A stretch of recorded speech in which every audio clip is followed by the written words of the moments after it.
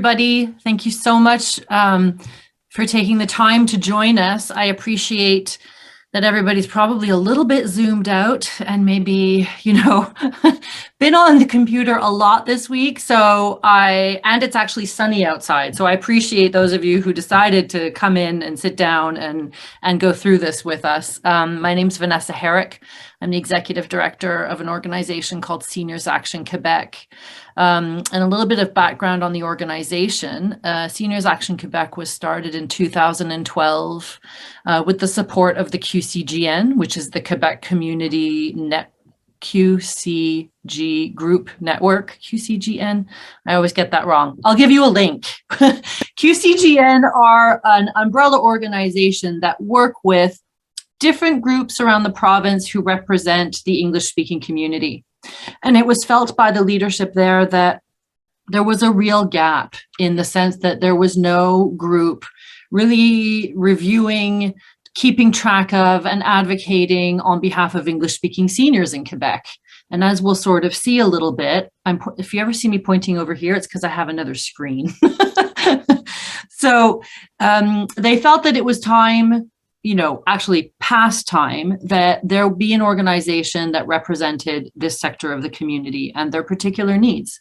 So the organization was run by volunteers, and credit where credit is due. They did a fantastic job for 6 years, and they were able to secure funding from the Quebec government to create and sort of formalize this organization and hire an executive director, which is me.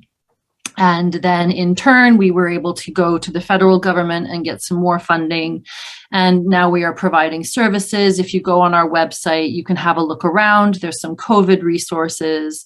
There are some interesting videos to watch taken from seniors around Quebec discussing what's their sense of belonging as an English-speaking senior in Quebec. And then there's also something called resilience training, which is an online training for seniors to help reinforce and remind us what are some of the tools that we need to help build up our resilience. And I'll tell you that during the time of the pandemic, it's really not only seniors who need these tools. I have shared this with a lot of other people, and resilience training actually is something that we adapted from theories that were used with youth, people who were very young and needed to learn some resilience, some skills to build or reinforce their personal resilience. So I will put a link in the chat at the end. I encourage you to go check that out. What I'm going to be speaking to you about today is a very broad overview on English-speaking seniors in Quebec. Now, of course, I'm sitting here facing a bunch of English-speaking seniors in Quebec, so feel free to, take what I have here and listen to it. I am also more than happy at the end of the presentation. So how I'm kind of thinking we can break this up so that I can hear back from you, because I am really interested in hearing from this community who took the time to come share this with us. What are your experiences, whether or not these topics that we are focusing on as advocates are, appropriate, and if there's anything big you see missing. So the first section of the talk is going to be really about English-speaking seniors in Quebec. And at the end, when I'm finished that, we can go to questions. Feel free to, or you can share comments as well and tell me what you think. And then after that, we'll go into a little bit of advocacy. I am going to share the PowerPoint with you.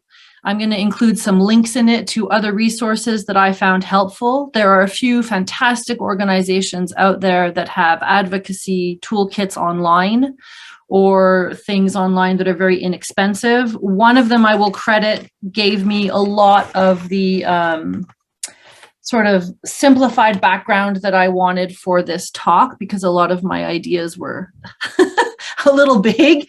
And that's an advocacy toolkit from Citizens for Public Justice. And I see Diane LeMay on this talk. It was actually Diane that told me about this publication, and it's fantastic. I will send you a link to it. If you work with a church or a community group or on behalf of any sector of the public who need to be advocated for up to the government or to the media, I strongly recommend you check this out. I think it was $15 or something. And I'm going to give you some of the highlights as well.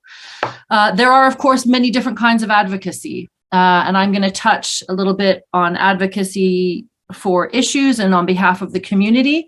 And I'm also going to speak a little bit on something that I think is really important and often overlooked, and that is advocating for yourself. I'm going to speak specifically in health and social services, but I think it's really important that people remember that you have to be your own advocate. You have to be prepared to ask questions, even if people don't want to hear it. It doesn't matter. You have to take care of yourself. And one of the most important ways you can do that is to be your own advocate. So before I start, are there any questions? So we're going to start the presentation with an overview on English-speaking seniors in Quebec. I'm not an expert. I am not an academic in this field. I'm an expert in the sense of I have been advocating and working for this community for 3 years now. And I have the privilege of working with a lot of the community groups across the province who share their experiences and bring issues to us to help them advocate on behalf of their community.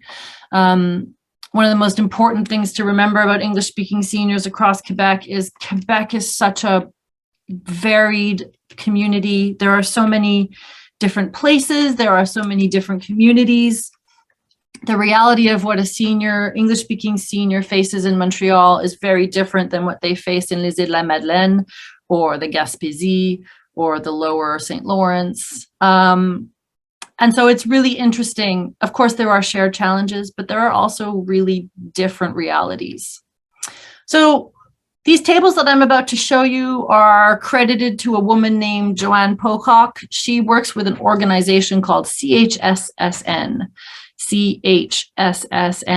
They're the Community Health and Social Service Network. This group is not in particularly, they are not an advocacy group in particular. However, they work to really support the English-speaking community in accessing health and social services. So the Community Health and Social Services Network. They do that from working with a lot of these English-speaking community groups that I mentioned earlier. I'll show you a map in a little bit about who they are and where they are. And they are not advocates in the sense of you will not see them on the news sort of talking about how the government needs to revise Bill 96 and what have you. But they do work very, very closely in the background to help English speakers in the Health and Social Services Network be able to get the care they need. They do fantastic work. They are going to be one of the website links that I send you. And I think that if this is an issue that you want to learn more about, you should have a look at what they are doing. So you can see here, they've done a little bit of a breakdown of where English-speaking seniors are in Quebec. Some of these numbers are not terribly surprising. Some of them are a little bit interesting, though. You can see that, for example, in the West Island of Montreal, which many people sort of perceive as extremely English, that's not so much the case anymore. These numbers are from 2016, I believe. Yeah, the 2016 census. So while there are still a significant number of English-speaking seniors in the West Island, there are also a significant number of Francophones. And we're seeing that in different areas. Where do we see more English speakers than French? Not in many places, but it's in l'Estrie, there are a fair number. In areas such as the Gaspésie, there are a fair number where maybe you wouldn't expect. Laval, I don't think is a big shock to anybody. The Laurentians, which I didn't really know that there would be so many, but there are. Most of these groups have community groups that advocate for English speakers or provide services for English speakers. If you don't know who the group is in your area, I'm going to show a map in a little bit that will break that down for you. But also I'm going to share my email at the end. Feel free to email and we can help you connect with those people because they're an extremely good resource. They do incredible work, many of them. There are a few people on this call from some of these groups. So if anybody wants to join at the end and talk a little bit about what kind of work you do provide or do to support seniors, that would be super interesting. So here we go, a little bit more of a breakdown on where English-speaking seniors are. So I was talking about the Gaspésie. As you can see, surprisingly, while the population is predominantly French in that area, when you're looking at seniors specifically, there are more English speakers. L'Estrie, so, in the townships in that area. The Bas-Saint-Laurent, these are, again, just some samples of some of the very interesting data that's available on the CHSSN website. I'll talk a little bit later about advocacy and the importance of data and having numbers to back up your discussion. This is going to be one of your great resources if you want to talk about some of the challenges that English speakers face. First of all, you need to know where they are. So as was discovered by the government, that is no great shock to anyone, I think, in particular in this room, the greatest challenge for English-speaking seniors in Quebec is access to health and social services in English. I'm not going to get too deep into this because it is complicated, but there is an understanding by some people who believe they are entitled to service in English in medical institutions in Quebec, and that is not the case everywhere. You are not. There are medical service providers or social service providers that are deemed, I forget the exact terminology, but they are deemed as required to give bilingual service. Many of them, it's because of where they are and the breakdown of that population of what I showed you before. So if you're living in parts of Laval where there's a big English population, the Quebec government will have very likely deemed one or two healthcare institutions as being required to provide service in English as well as French. That is not the case everywhere. That said, in many, many, many places, people will do their best and they will try. So it is a shame that the English-speaking community has to rely on the goodwill of some people to be able to access healthcare in English. But that's the reality right now. I think that we always hope that it will get better. Situations like Bill 96 raise a lot of questions around health and social services. So I encourage you, if you're interested in becoming politically active, to review what are the issues around Bill 96. That's a whole other presentation we could do here, but fundamentally, it does limit how people can communicate with you in English in government institutions, and that in turn, of course, affects your health and social services. So you can see the reality here. 33% of English-speaking seniors use services outside of Quebec. This is great for Ontario because when you go over the border to go to the hospital, I live in Rigaud, for anyone else who's out here in the Montérégie West area. So I'm not far from Hawkesbury. And I can tell you that everybody in my area, nobody drives to Valleyfield or the Lakeshore General. Well, nobody goes to the Lakeshore General voluntarily anymore, I think, at this point, after the things that are going on there. Everybody goes to Hawkesbury. And for every Quebecer that goes to Hawkesbury, the hospital gets to ask for money from the Quebec government. So they are very invested in providing excellent service to Quebecers. They will speak English to you. They will roll out the red carpet because it brings in more money to their operations budget. And of course, that's a benefit to them.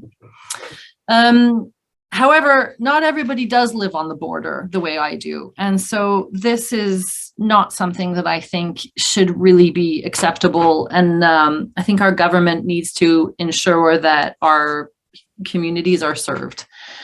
And then those who do not have the option of going elsewhere, 60% have used family or someone else to help them communicate with a service provider. I bet you that number is higher.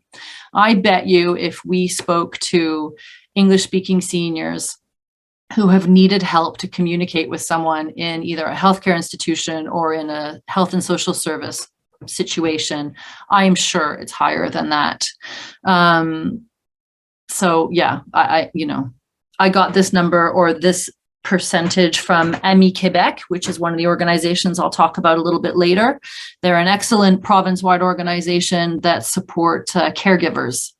Whether you're a caregiver of somebody with dementia, somebody with Alzheimer's, somebody with, anyways, all caregivers. So they do excellent work. They're also an advocacy group worth checking out if you're interested in that. So here's a bit of a percentage. 14% of the English-speaking population of Quebec are over 65. And then it's 163. I mean, this was the census in 2016. So these numbers are not exact.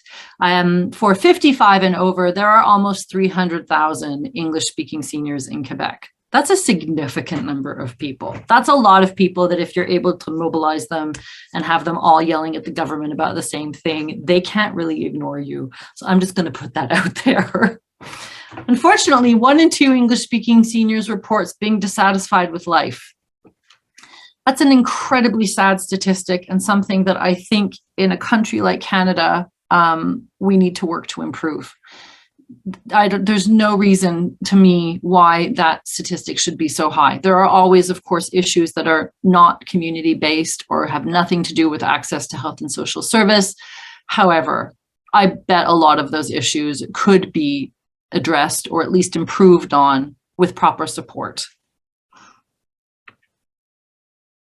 So beyond health and social services, there are different issues that English-speaking seniors face in Quebec. Some of these are particular to Quebec. Some of them are worse in Quebec. Some of them are general. I'm going to go through them quickly, but these are fundamentally the issues that Seniors Action Quebec thinks about, discusses, raises, considers every year, talks to government officials about. I would add COVID. I'm hoping, I didn't write it down because I don't want it to be a permanent thing on our list. So maybe I'm in denial, but I feel it probably at least requires mention. The financial health of seniors. This includes, making sure that you have enough money to live on, making sure that you are being taken care of by your financial institution fairly, and fraud. Fraud is a big thing for not just seniors, obviously, but it's something that constantly needs to be addressed. Seniors Action Quebec does probably 1 or 2 webinars a year with experts from banks and from the police to sort of talk about fraud and what's happening. And we do it that often because fraudsters are very smart. What they were doing 2 years ago, they aren't doing anymore. So for example, it used to be the Nigerian prince emails, although those are still around. There are different ones, and there has been so much work done around sensitizing people to phishing emails that now apparently the new big thing is fraudsters are going back to mail, like paper mail, because the government will often say, we don't email you, we send letters. We don't phone you, we send letters. Well, guess what fraudsters are doing now? They're sending letters. So it's important to try and stay current and aware on what some of the big issues are. Transportation, this is one of those ones that really varies on where you live. If you're in the city, things are sometimes easier and sometimes not. For those of us who have lived in Montreal, we know that the snow clearing, I use that term really loosely, is shoddy at best and sometimes creates snowbanks that make transportation or getting around the city even more difficult. But if you live in a rural area of Quebec, especially in the winter, transportation is a major issue for everybody, but especially, of course, for seniors if they are dealing with mobility issues. Housing is a hot topic, as it should be. We saw yesterday new recommendations come down on public or residences for seniors in Canada. I'm hoping that what happened in COVID in our government CHSLDs and seniors residences, if nothing else, will encourage change. And I do really believe that that change has to happen in the next year or two while people remember what happened last June, 2 years ago, June, I can't remember. Time is a weird thing. But it's an issue that SAQ is looking at. It's an issue that FADOC, who are the big seniors group for French-speaking Quebecers, anybody who works with seniors, this is on the radar. This is something that cannot be forgotten about. This is something that needs to be addressed by seniors groups, but also by everyone else, because the situation that people have found themselves in is shocking. It's not acceptable. I mean, anyways, I could go on for an hour because it's terrible, but I like to believe that there is hope, and we do have an excellent seniors minister in Madame Blais, in that she is also working to improve this situation. Elder abuse, another topic that we discuss pretty regularly because it comes in so many tricky forms. I encourage you to educate yourself about this. Even if you yourself are not at all at risk, people around you may be, and it's difficult to identify. Many people who are the victims of abuse don't know that they are, because it's coming from a family member or someone they love and trust. They don't see it as abuse. They feel like this is just how our family works. It's very tricky. If you are concerned for someone, there are ways to go about it. There is a hotline that I will include in my links that you can call for more information for yourself, or if you're concerned about someone around you. And I encourage you keep your eyes open for the people around you, because this is the silent epidemic that happens in many communities.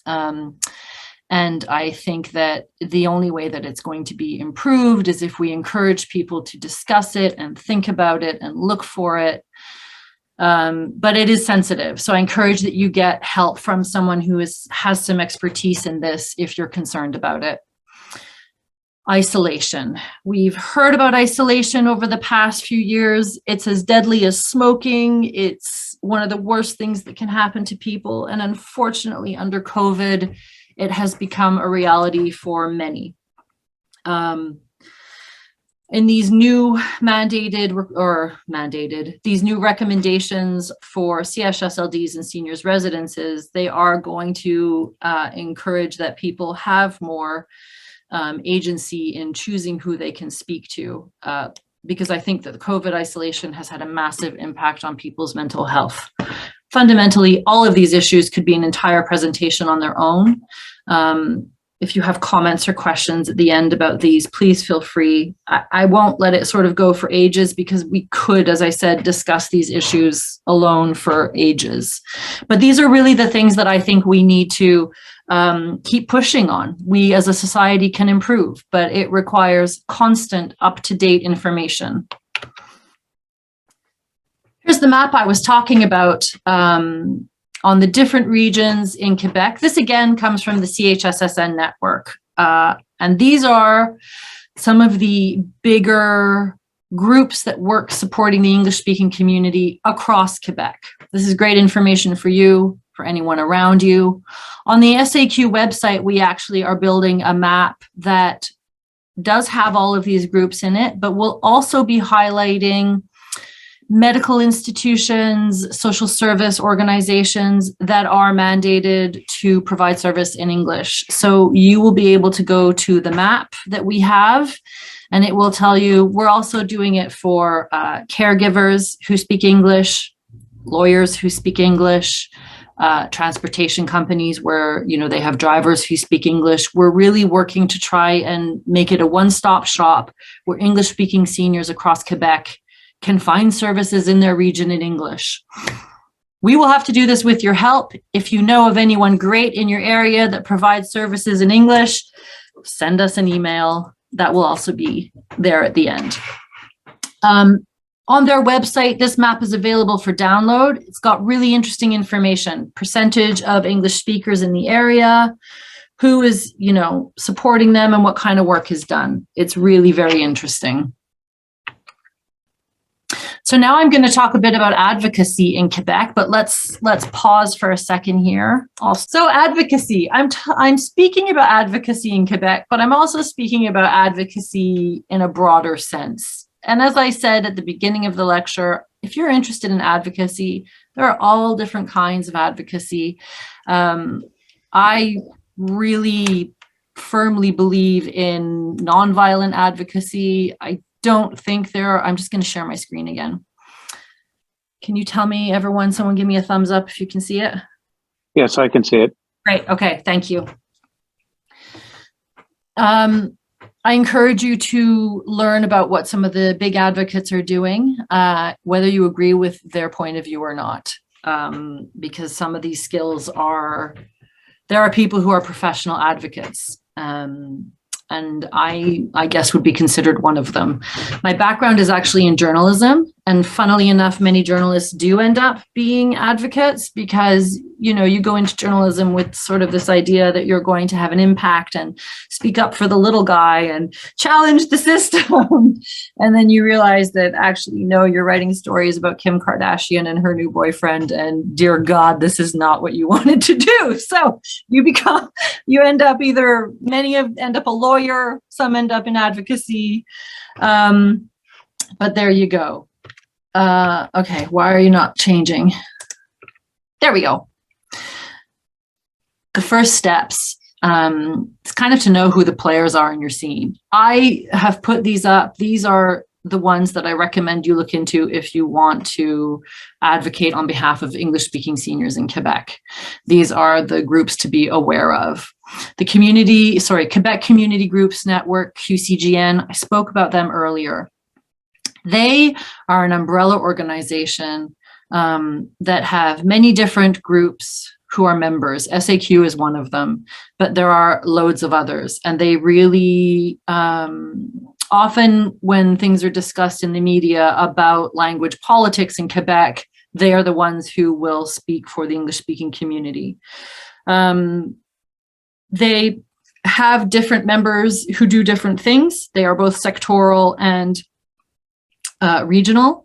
So if you're interested in this kind of thing, keep an eye. They don't have individual membership, but you can join one of the groups that is a member. So for example, SAQ is a member. You can become a member of SAQ. I'll talk about that at the end, or become a member or work with your local regional group. Not everyone is a member, but they are one of the biggest ones around. The other one I spoke about already, and I really think they do excellent work, is CHSSN, the Community Health and Social Services Network. They do focus specifically on health and social services, but often this is what many people want to advocate about. If you're interested in other issues, join Seniors Action Quebec. We really focus on some of those other issues like financial security, housing. They're big issues. But no one else is really speaking up for English-speaking seniors, for example, in residences. And it's a real problem. You have seniors who end up in residences who don't speak French, and they are alone. And you have staff who don't speak any English. And so these are some of the issues that we are trying to raise awareness and encourage the government to consider when they're building their policy and legislation. Again, I encourage you to find out who your regional group is, because they are also advocating on your behalf, often at the municipal level. They are the ones who are going to City Hall and saying, you need to clear these sidewalks so that people can go to the store. So see what they're doing, because they are powerhouses, many of them. There are people on here who are on the boards. They do transportation for seniors. They will help you get groceries. They will help you find services. I mean, the work that they do for very little money and the time they invest, they deserve all of the credit in the world. They do excellent work. But if you yourself are thinking of becoming an advocate and you don't see a group out there who's doing what you want to do, so there's nowhere really for you to join, so you're going to start your own thing. Well, great. Or you as an individual, you want to have more of an impact, I recommend that you start by getting the data. So those data points that I put up at the beginning from CHSSN, it's a great example. There are lots of organizations out there that do nothing but collect data. And so find out what the reality is. If you're going to speak about English-speaking seniors, where are they in Quebec? And you may be surprised. They are not all on the West Island, as I sort of thought before I started this job. Formulate really clear objectives. What do you want? When I speak about advocacy and when I teach people advocacy, I teach them this, and this is the number one thing I hope you remember. Your job as an advocate is to bring attention to issues or challenges that you see, but it's also to bring solutions. It's not enough to just go and say, this is a problem, you need to fix it. If you want to build long-term partnerships within the government or within organizations, and you want to be given time to speak, or you want people to hear you, come with solutions. They don't have to necessarily do exactly what you say, but it shows that you've given it thought, that you're serious, that you don't just expect them to fix things for you. I think seniors are very good at this. You've spent your lives finding solutions, and many of you see exactly what needs to be done. So you're much more likely to have an impact and get someone on your side if they don't have to. I mean, many of these people, politicians or leaders or public officials, don't have a lot of time. So if you're bringing them a solution, you may find it a lot easier to get what you want. Choose your tactics. This is important, and this is one that I think many people just kind of, they write a letter and then they think, okay, done. Letters only work in some ways. So here's what I was saying earlier: raise issues and bring solutions. This is your job as an advocate. You are not just there to say that everything is terrible. You are there to say, this is a real problem. Why don't we do this? Do we have the money to do this? Why don't we think about this? You're the creative thinkers in the room. Advocates are really the ones who push the boundaries that are set and encourage government officials, organizations, communities, societies to think differently. That's your job. Be proud of it. Activities and tactics. These are just some thoughts about what works best depending on what you're trying to do. So I'm speaking quite generally here. Letter writing campaigns. These are great if you are mobilizing an existing group of people. So it tends to work really effectively for issues that have a lot of support, like if you're advocating for the environment or LGBTQ rights, things that they have a big base. Letter writing campaigns can be very effective because it's hard to ignore a constant influx of voices from your community. Letter writing to cabinet ministers. This is great if you want to target policy. Legislation that's already in place is more difficult. But if you're keeping track of what's going on at the policy level, so for example, Bill 96, write to your cabinet minister, write to everybody, tell everyone what you think. Meetings in person. Obviously, this is more difficult under COVID. But it's very effective. You may have to meet with staff first. You may, you may have to jump through some hoops before you get to the person who can influence decisions or how. So this is more for legislation that's already passed, and now it comes to how is it going to be implemented. Well, you may not be able to change necessarily the wording, but you can impact how things are implemented by government. And I encourage you to go and speak to your local representatives or civil servants, bureaucracy, and find out how they're planning on making sure that this happens. For example, I will bring up again the bilingual just because a hospital is given the right or is told that they have to provide bilingual services doesn't mean they always are. You can go ask them. So how are you making sure that you've got somebody who's an English speaker? There's one English nurse on every shift. Or are you doing that? And if you're not, maybe you should be. That's a way for you to, to do what you're supposed to be doing. Write a one-page brief. Brief being the key word. Everyone is busy. Don't write 6 pages. Or if you do, make sure that your first page is a summary of your points. And I believe in this 100%, especially having been trained as a journalist. Get what you want to say in the first paragraph, because sometimes that's all you get. Be really clear. Don't be overly hyperbolic and emotional about this. This is, these are the facts. Some of these facts are horrifying, as we've seen in the last couple of years. The treatment of vulnerable seniors in particular in the system can be overwhelming and is very emotional. but you're not going to influence people by pulling on their heartstrings necessarily, especially when you're dealing with government officials who have been, they hear this 20 times a day. Unfortunately, talk about a hardened heart. Sometimes that's what you're dealing with. So, but that doesn't mean it's not worth your time. It is. Put your thoughts there, back it up with data, make it clear, and give them something that they can bring to their colleagues. Give them something. If you want someone to advocate for you and your cause at a higher level, empower them, give them the information, be available to them, be their resource, and then you're much more likely to have them be willing to go and speak on your behalf. Prepare and submit a petition, also useful if you have a big support for your topic. It's a little more difficult depending on if you're doing something smaller, but even on a smaller scale, you can go to City Hall and have a petition about, hey, the sidewalks in NDG are a freaking nightmare. You guys really need to do better. Although from what I've seen, the poor people at NDG have been trying to do that for years, and it's still not great. So this is interesting. I mentioned off the top when we all came on that giving this presentation this morning, the timing is very interesting because we have this convoy of trucks descending on Ottawa. So when we're talking about organizing a public meeting or a public demonstration, so I would say whether you agree with the truckers or not, these guys really understand how to advocate for an issue. They are making sure that everyone's talking about them. They are on the news, top of the story, have been since yesterday.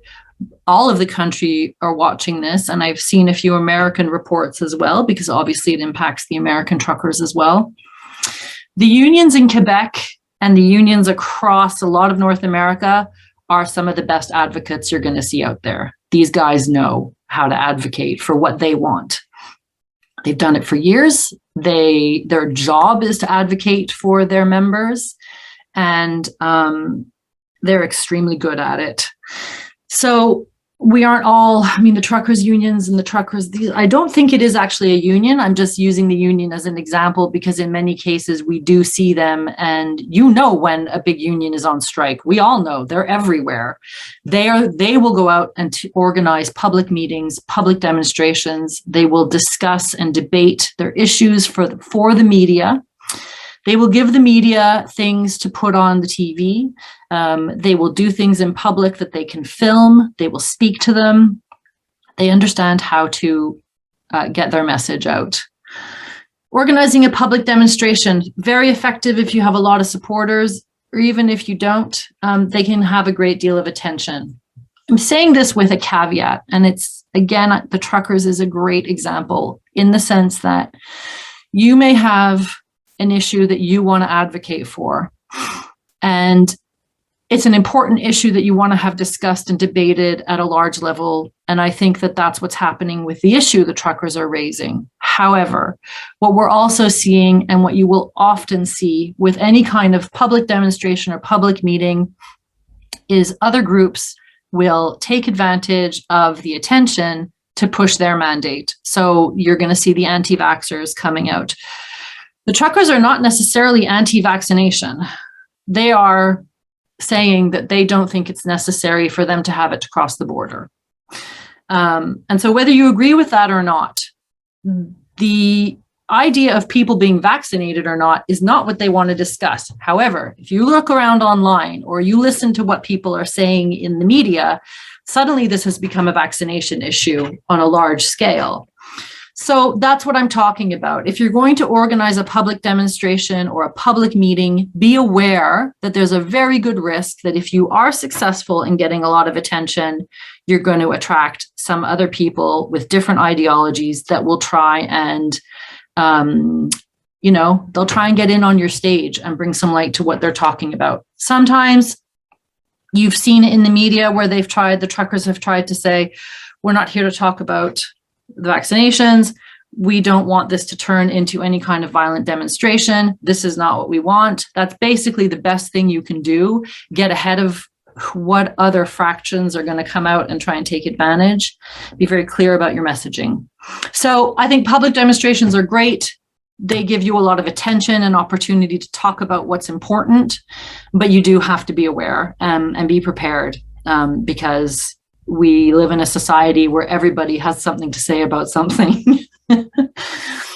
Build relationships. This is a little bit what I was saying before about the importance of being seen as a resource and a solutions person.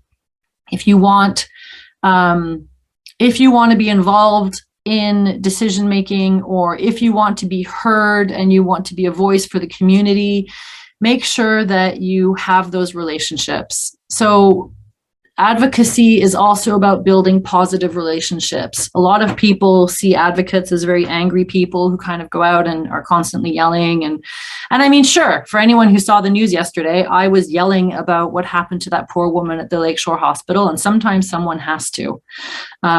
It's necessary. That said, not much is done by just sort of stating the obvious of how terrible a situation is. Things are changed when you have strong relationships that allow you to help find solutions with people in power. So I really encourage you to remember that. Talk to people, join organizations, find your network. If there is no network, build your network, which is my last point. This is really important. The media. It's really hard to talk about advocacy without talking about the media. As I mentioned before, I'm trained as a journalist. I have worked as a journalist in Canada, in Kosovo, in Afghanistan, in many different places, and the media are different all over the world. But there are a few truths they are an excellent way of getting your message out. I mean, if you can get them to cover your story, like the truckers in Ottawa, then suddenly everyone's talking about it. So how do you get their attention? They don't all have phone numbers. You can't just necessarily call up, Douglas Galvin or whoever and say, hey, I want you to come talk about my neighbor who's mean to my cat. You have to write a press release and you have to pitch to them why this is news. Keep it brief. I'm not kidding. These guys get over 100 a day. Why should they take the time to come talk about your story?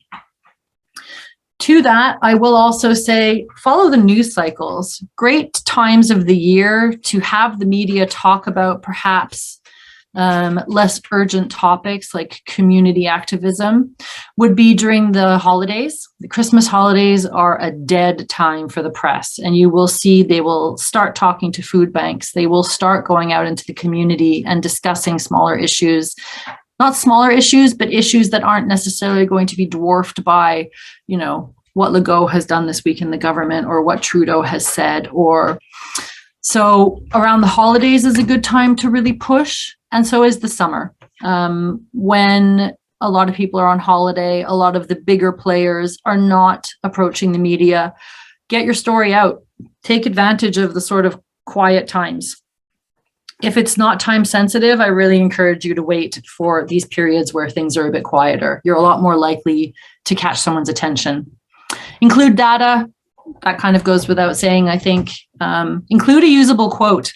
They may not have the time to phone you or interview you about what you want to talk about, but if you have a well thought out, well presented quote within your press release, it may turn up in a small news story.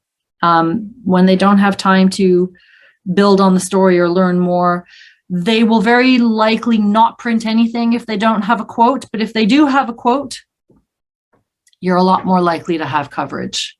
Include your contact information. People forget to do this often. Put your phone, your email, all of your phone numbers, and try and be as accessible as possible. Because if they do phone you, they're not going to call back. They're not going to leave a message. There's like a 10-minute window, or they're going to move on to the next story. Follow up when possible. It's not always, it's difficult sometimes with newsrooms. They don't put their information everywhere, but try if you can. Be persistent, but be respectful. This is true of anything.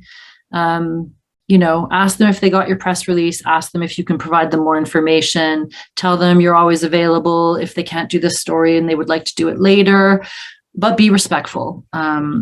If you're rude, you're not going to ever hear from them on this story or any other story. Reporters have long memories. Social media. This is a big one. We hear a lot about armchair activism. Is it worth anything? Should you bother? Do you sign this petition? Everyone has a different feeling on it. I think armchair activism, which is when you're online and you participate, you join a Facebook group, for example. I think for local issues, it can be very, very effective. If a few of you go on your City Hall Facebook page and write a few comments, they'll hear you. For bigger issues, social media, there's a lot of players out there. A lot of the information may be suspect. So be a little more wary. But if you yourself decide to do a campaign online, and I think there are a lot of advantages, educate your network on the issue and what they can do about it. People like to be empowered. This kind of goes back to what I said about finding a solution. I think what happens too much right now is we are told over and over again how terrible everything is, and this is the problem, and these are and people are not empowered to act, to be able to help find solutions. If your Facebook page or your group is trying to help engage people and empower them, people are going to be drawn to that. People want to engage. When you see the stories of terrible things happening, often we can't do anything, but sometimes we can. And so if you are bringing up an issue that can be acted on, please tell people how they can help. Mobilize your network to a call of action. That's basically what I just said now. Monitor your posts. It's really important to engage with people who take the time to comment on your posts. This is time consuming and can be difficult, but it shows that you're listening to your network. It shows that their time and effort is appreciated. Sometimes it's even just a thumbs up. It's worth doing. It keeps people coming back to your page. A lot of people don't use social media because they're afraid of the trolls, right? We all know the trolls. They go online and they say terrible things about how you're a liar and this and this and this and what do you do with these guys? So I can tell you organizations that I have worked with, and I've worked with global activism organizations like the World Hemophilia Organization. And it happens. You're going to have people who are going to come on and say things. And as an organization, you have two choices. You can either delete them or you can leave them out there and let either your community deal with it or just leave them out there. My personal feeling on this, and there will be people who will agree with me and people who disagree, social media works because it's a place where people are allowed to speak freely. I believe that we, as part of a democracy, have the right to say within reason. I'm not talking about hate speech or inciting violence, any of those things. Those are not acceptable. But you, I think, are allowed to go onto a post and say, I don't agree with you. And I don't agree with you because of this. Okay. I mean, you're allowed. So I have never deleted negative posts. I don't engage with them. If somebody else in the community wants to, go for it. I don't have time and energy for trolls, but hey, some people really like that, so go for it. I leave them up. A lot of organizations don't. And as I said, within reason. But I do believe we live in a democracy and people are entitled to have opinions, even if I think they're crazy. So this is something I spoke to a little bit earlier about being your own advocate. I think this is so important and just not talked about enough. And so I bring it here and I encourage you to encourage those around you. I'm using health as an example, but a lot of this is applicable to other parts of your life as well.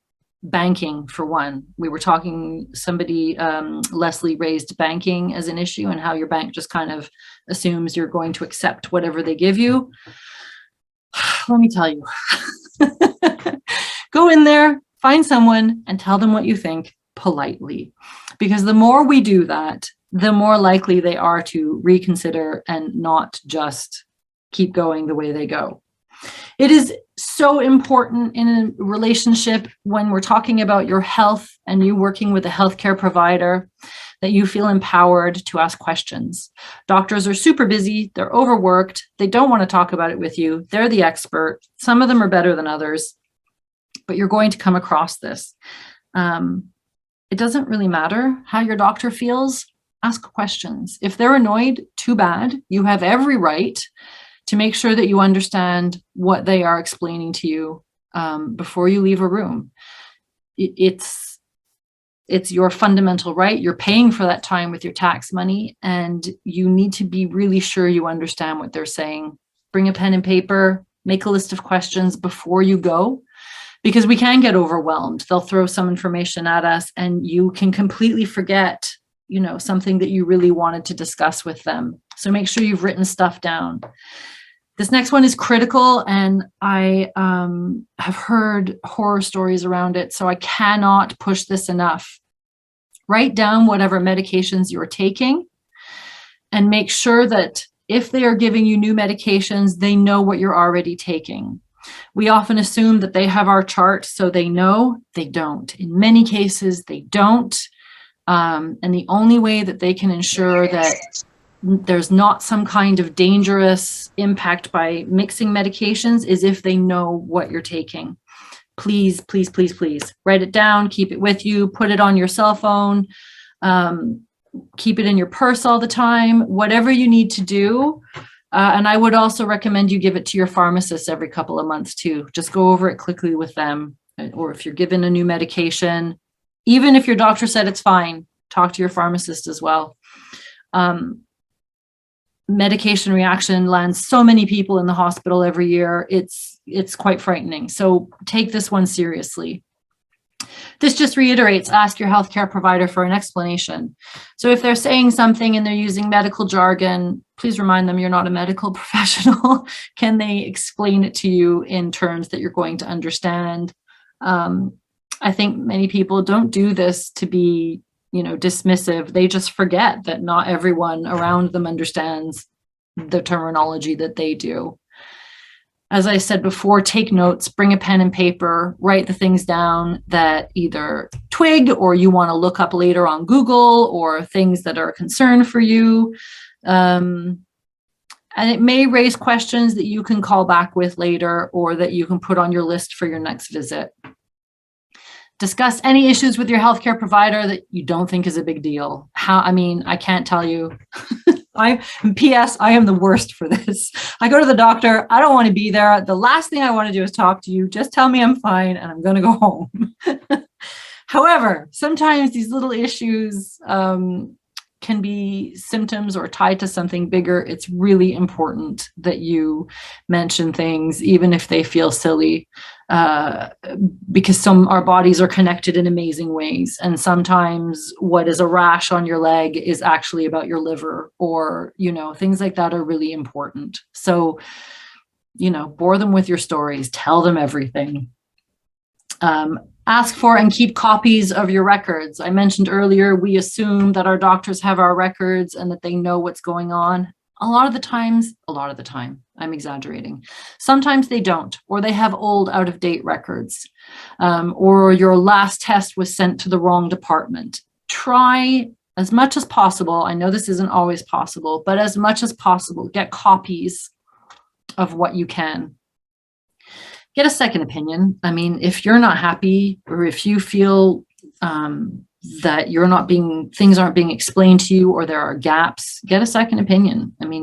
As I said earlier, we pay for these services. And so while I know that it's long and tedious and going to the doctor can take ages, it's important, if you're concerned about something or you're feeling stressed about it, that you have it addressed to a point where you're satisfied. I love this last one because I think people don't think about this, but a lot of doctors and healthcare providers want to improve their services, but they don't really know what people are looking for. So tell them, offer suggestions and feedback to your doctor's office as to what they can do better. Even if it's like, send me emails with the text in a larger font, please, because I don't have good eyes. A lot of people don't have good eyes. Why does everybody send things in tiny little text? I have terrible eyes and I'm not even a senior yet, but come on, like these are the sorts of things that they won't necessarily think about. So please be an advocate for your community and opportunities where you can. Just send back, little polite feedback, send an email after or thank them, let the receptionist know. It's worthwhile and sometimes it can make a real impact and help someone else. My favorite quote ever, Margaret Mead, never doubt that a small group of thoughtful, committed people can change the world. Indeed, it's the only thing that ever has. I believe this with my heart and soul. And I was talking to Norm before I started this lecture talk about how there are some great organizations out there. One of them called Apathy is Boring, that try to engage youth into advocacy and try to get them to vote. And I was saying to him what a missed opportunity these organizations who are also focused on youth engage seniors. I mean, you guys vote more than anyone else. You guys watch the news. You guys know what's going on. You guys have seen the historical development of a lot of these political issues. And so I think seniors are some of the greatest untapped resource that we have in our society in the sense of volunteerism and advocacy. So I really encourage you, if this is interesting to you, find your community, find the networks that you think are interesting, and it can be really anything. I obviously am passionate about access to health and social services for people, but I'm also passionate about other things. I have 2 rescue pit bulls and 6 cats. Obviously, I care about animals, which is why I know that they are great advocates, the animal people. Find what you are passionate about and advocate for those who can't advocate for themselves. It's a really rewarding thing. Seniors Action Quebec, just quickly, I'll just tell you what the organization is and how you can keep track of what we're doing. You can become a friend. This is completely free. If you go on the website, seniorsactionquebec.ca, you'll get the newsletter. You'll see what we're doing. You'll get information about the free webinars I was talking about. You can follow us on Facebook. And I encourage you, especially anyone who's off the island, to send comments and thoughts either through Facebook or through the info@seniorsactionquebec.ca email. Be a voice for your area. We're a group based in Montreal. We do have partners all over in different areas, but we cannot keep track of what's happening everywhere. So we can only be the voice if you're telling us what's happening. Share, write, call us, let us know what's going on, and we'll do what we can to help you. Here's some of the other resources I was talking about. Just quickly about ME Quebec. They're an excellent organization that advocate for caregivers. So if you know anyone or if you're a caregiver yourself, they are province-wide. They do excellent work and they have tons of really important resources to help your health, your mental health, who's around to help you out. They're a really great organization. I encourage you to check them out. And that is the end. I'm going to end my share screen.